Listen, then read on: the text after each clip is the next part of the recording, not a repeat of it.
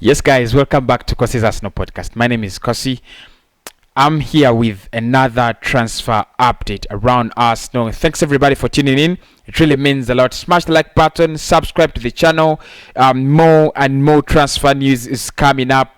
Starting next week, we are gonna have 4 transfer episodes on the channel. Just transfer updates, 4 episodes on a daily basis. So that's gonna be really massive. If you do not want to miss, do make sure you've subscribed and make sure you're hitting the like button. Turn on the notification bell as well, so that whenever I upload, you're the first person to know.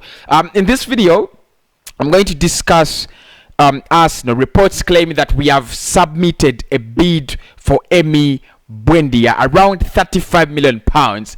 That is massive. Not really massive in terms of the money, but massive because we are trying to make footsteps towards signing Buendia. So I'm gonna discuss that, and all you've got to do is tell me in the comment section whether you think Buendia will be Arsenal's first signing. I also talk about Yves Bissouma a little bit, because it looks like Fabrizio Romano is saying he is not our priority anymore. We are looking at something very different rather than Yves Bissouma, and I'll tell you my opinion about that. Let's get the party started. Now, according to reports, Arsenal have submitted a 35 million bid for Emiliano Buendia, and according to Football.London, they're saying within the next 1 week, we could listen in from Norwich to know what their verdict is going to be. The valuation of the player is around 45 million pounds, and I've spoken about this before, and I said you're never gonna get a player like Buendia for less than 40 million. So Arsenal have submitted their 35 million bid, according to sources, according to reports, and we are waiting for Norwich to see what's gonna happen. The position of Norwich is very clear. The position of Arsenal is also clear, and also Emiliano Buendia's position is clear. The player wants to leave the club. He wants to join Arsenal. That is according to reports. Still,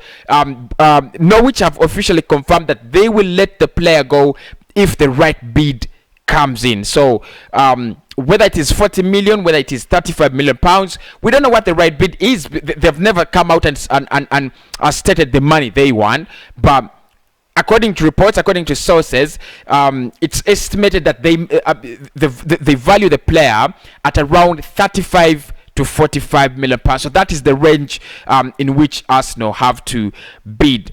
In my opinion, I think they will reject the first bid, and it was a very poor bid. I think we should have gone with 30 million at first, then the second bid would have been 35 million pounds. But going with 35 million pounds initially, I think what Norwich are gonna do, they're gonna try to buy some time so that Arsenal can actually add some money. So I think the overall price might end in around 42 million pounds or 43, but in the end, Arsenal will get Buendia if they decide to go for him. A player with a lot of flair, a player with a lot of quality, less competition in this deal. I think this is one of the things that Arsenal really are lucky about. We don't have a lot of competition on Buendia.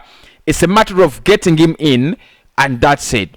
If we want him, we shall get him. Now, which want to sell, Buendia wants to move, Arsenal wants to buy. That's it. But the 35 million pound bid that has not been, I mean, I can't really say it's gonna be accepted, because really we don't know the stance of Norwich, but I think they need money, and I've said this before, with clubs like Norwich, clubs like the likes of Aston Villa. Small clubs need money to run their daily business, and the only way they're gonna make a lot of money, especially after being affected by COVID-19, the way they're gonna make money is by selling some of their best talent. So I'm not surprised if Buendia leaves. I won't be surprised if the likes of Max Aarons leave the club. I won't be surprised if the likes of Todd Cantwell leave the club. Like the club has stated, they will not stand in the way of any player this season, this summer. So let us wait and see whether we shall actually sign Buendia, or it is just actually a hoax. Last summer, we were to sign Ausemuwa according to major reports, but we actually didn't do the deal. Okay, let's move on to Jarvis Bissouma. Of course, it's a little bit disheartening. It's a little bit not very positive news in terms of Jarvis Bissouma and Arsenal. What we have at the moment is that Fabrizio Romano has said Arsenal want Jarvis Bissouma. They're looking at him as a potential target. However, they are not making him their priority. They're looking at something very, very different in terms of the midfield area. And then it drives me back to what I said 2 weeks ago, that if you look at Jarvis Bissouma and Thomas Partey, it doesn't look like they have so much of a big difference as in their playing style and what they can offer at the club. In my opinion, I thought Arsenal would go for a player like Hausemowa or Kamavinga. I don't mean exactly the bodies or the players, but I mean in terms of what they can offer. I think Kamavinga would offer something different to Bissouma, and I think Hausemowa would also offer something different to Bissouma. If you ask me, who would I go for?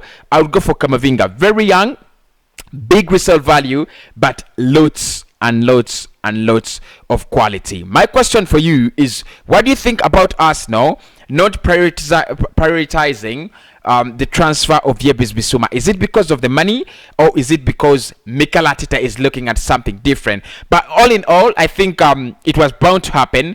There was no way we're gonna sign a £40 million player in Bissouma and also sign a £40 million player in Emi Buendia. So I expect either we shall get in Emi Buendia at £40 million and then probably get in another player at less than 40 million pounds. We might spend around in total around 70 million pounds on that midfield. That's according to my speculation. But most of the things we have to talk about in that midfield for me is what will be an upgrade. I don't care how much we're gonna pay. What I care is how much is the upgrade in terms of quality. Martin Odegaard is going back to Real Madrid. Dani Ceballos is going back to Real Madrid. That means, as a must, we have to see Arsenal signing midfield reinforcements, at least 2 midfielders, and that is confirmed. 2 midfielders, that is confirmed. All we have to do is wait for who comes in and what will their impact be on Arsenal's midfield. Let me know what your thoughts are about these stories in the comment section.